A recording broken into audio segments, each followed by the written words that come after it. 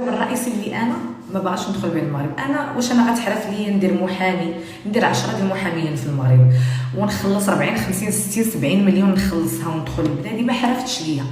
يماه مع باباه ندير 3 4 المحاميين كل واحد نعطيه 10 المليون يفكوا ليا المشكل. الا كاع عندي شي دعوه، ولا مثلا سيدنا دعاني، ولا مثلا دعاني البلاط الملكي، ولا دعاني مثلا وكيل الملك ولا الوزير حيت دويت، ندير غير 2 المحاميين نخسر 20 مليون.